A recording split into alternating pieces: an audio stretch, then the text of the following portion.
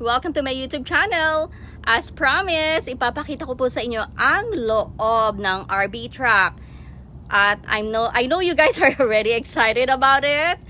And syempre, hindi ba nakaka-excite ko anong itsura ng loob ng RB truck. So ipapakita ko po sa inyo at magugulat po kayo. Kumpleto po to, parang isang maliit na bahay talaga. So hintayin nyo po ha. Okay. Okay, so ito ang itsura niya sa labas. Ayan po ang RB truck. Ayan po siya. At syempre, papasok tayo sa loob. At meron po siyang step dito. Ayan ang kanyang step.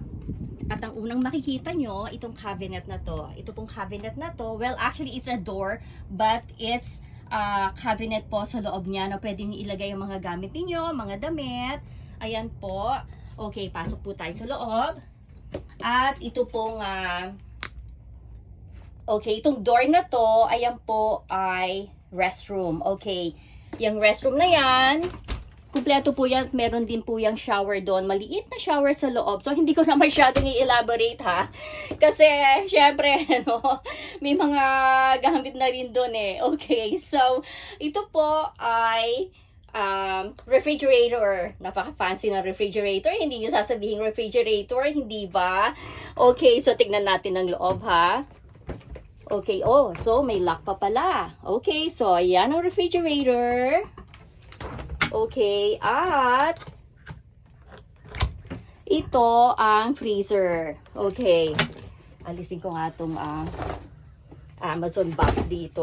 Okay, so ito po ang gas range. May oven. Ayan po. Oh, nakita ninyo. Ang ganda po at kumpleto po yan. May microwave din po yan.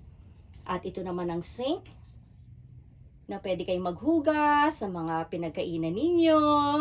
Ayan. At andun ang paper towel. At andun po ang bed. Ayan ang bed. Meron din po siyang lamesa. Siyempre, kailangan pagkakakain. At meron din siyang mga upuan. Ayan, mga upuan yan. Okay. At siyempre, meron siyang AC and heater. So, kumpleto po talaga to. Tignan naman ninyo at meron pa tayong music system dito, ha? O, napakaganda po talaga nitong loob na to. At yun nga, sasabihin nga, talagang maliit na bahay siya. At ito po ay talagang pinapagamit po namin to sa aming mga security, lalo na kung ang mga job site po nila ay malalayo. Kasi syempre, yung iba ayaw na nilang umuwi. Imagine kung uwi ka nga naman everyday. At yung job site mo is 2 hours from away. Doon sa tinitiran mo. O, hindi ba? E di, magstay ka na lang sa RV. Kumpleto pa. May kama. Very convenient. May aircon. Merong heater kung kailangan mag-heater. Meron siyang shower. May refrigerator. May gas range. Kumpleto siya. O, ano pang hahanapin mo, hindi ba? Para ka na rin nagbabakasyon. O, ayan po. So, naipakita ko lamang sa inyo. At ito nga ang labas niya. Ayan.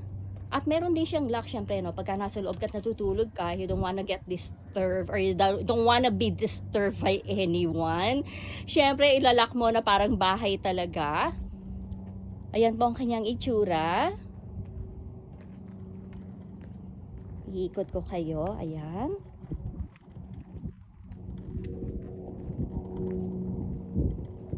Ayan. At merong maliit na bintana dito. At yung bintana na yan, actually nabubuksan din yan. Kung ayaw ninyong mag-aircon, you want to have a fresh air, pwede rin pong buksan yung bintana na yan. Ayan po. So, I think this is about mga 18 inches po.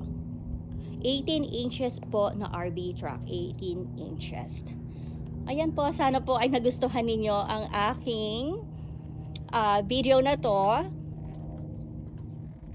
So don't forget to subscribe to my YouTube channel. And paki-like na rin po and comment. At para makita ko po kayo. At para makilala ko rin kayo. Okay, so see you guys later. Thank you guys for watching. Bye!